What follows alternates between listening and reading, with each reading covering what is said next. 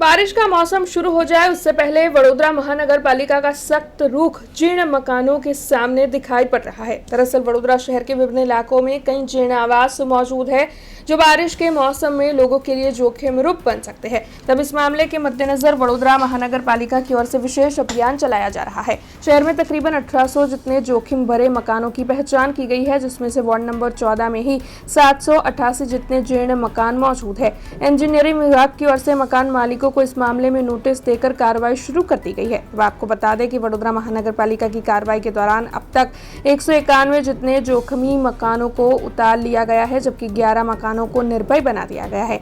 इसी के साथ खस्ताहाल यानी कि जीर्ण मकानों में रहने वाले लोगों को स्थल खाली करने और वहां पर न रहने के लिए चेतावनी भी दे दी गई है। तब शहर के विभिन्न वार्ड में ये कार्रवाई अब भी जारी है। ऐसे में इस मामले के मद्देनजर वार्ड नंबर 14 के डिप्टी इंजीनियर मौलेश चौहान ने ज्यादा जानकारी दी है।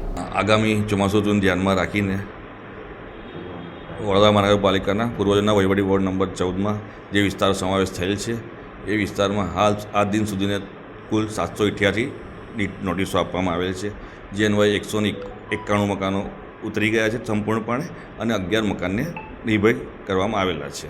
વોર્ડ 14માં હાલની તારીખે 788 મકાનને નોટિસ આપીને હાલમાં સર્વે ચાલુ છે। જે કોઈ હજી બી જણાઈ આવશે તેને અમે નોટિસ આપવાનો અમારો પ્રયત્ન ચાલુ જ છે। એમાં નોટિસમાં અમે જણાવી રહ્યા છીએ કે ભાઈ આ મકાન જર્જરિત છે, એટલે અંદર વપરાશ કરવો નહીં, કે અંદર રહેવું નહીં, તથા જાહેર સંપત્તિની સલામતી કે જે અવર જવર કરતા લોકો હોય તેને પણ કોઈ જાતનું જાનહાનિ ન થાય તે અનુસાર મકાનને ખાલી કરવા અને તાત્કાલિક ધોરણે નિર્ભય કરવા માટે અમે સૂચના આપવામાં આવેલ છે। हमसे जुड़े रहने के लिए हमारे YouTube चैनल को सब्सक्राइब करें और नई वीडियो की नोटिफिकेशन के लिए बेल आइकॉन को दबाएं।